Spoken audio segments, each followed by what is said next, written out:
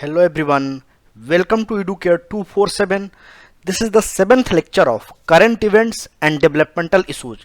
This topic is mentioned in UPSC EPFO 2020 notification. EduCare 247 has started lecture series on all the important topics mentioned in the UPSC EPFO 2020 syllabus.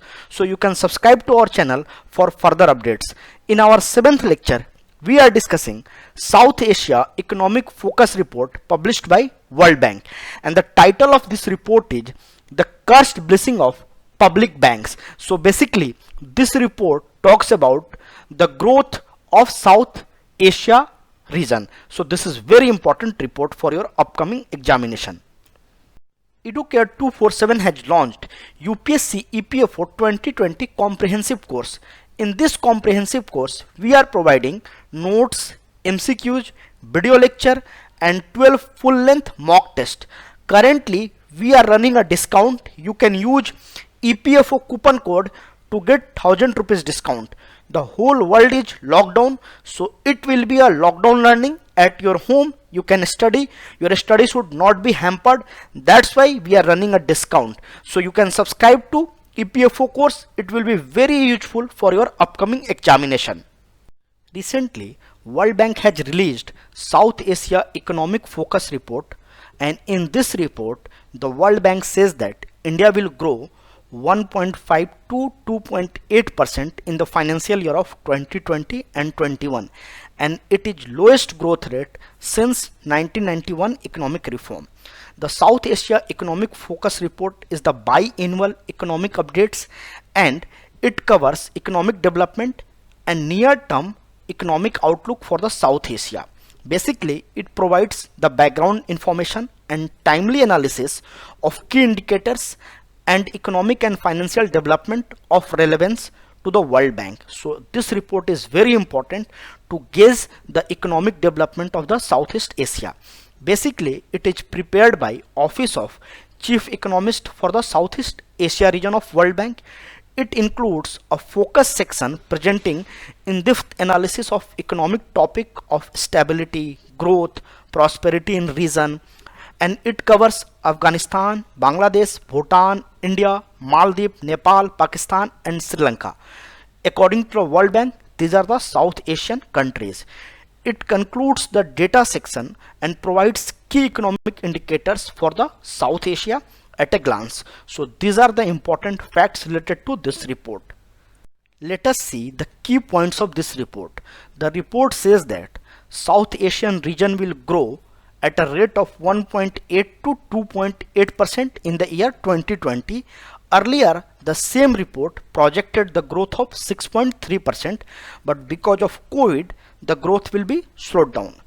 In 2020 and 21, India will grow at the rate of 1.5 to 2.8%. Earlier, it estimated that India will grow to 4.1 to 5.4% in their October analysis.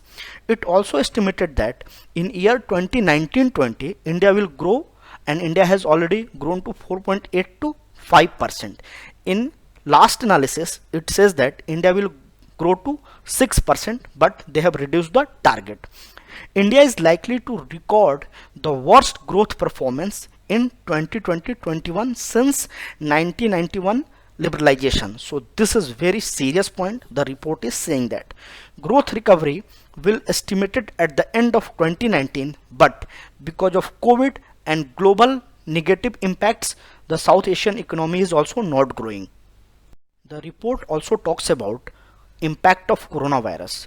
Indian economy was already slowing because of financial sector weakness, and now we have COVID-19, so we have to deal with one more problem. Because of COVID, India is locked down, factories are shut, businesses are slowing, flights are suspended, train is also not moving. So all these things will lead to slow economic growth, and this will also result in domestic supply and demand disruption. Basically, this will lead to very slow growth and sharp deceleration in the growth. It will also impact the service sector, and that is the backbone of Indian economy. The revival of domestic investment is likely to be delayed because of this global scale risk. So this are the important point report is saying that.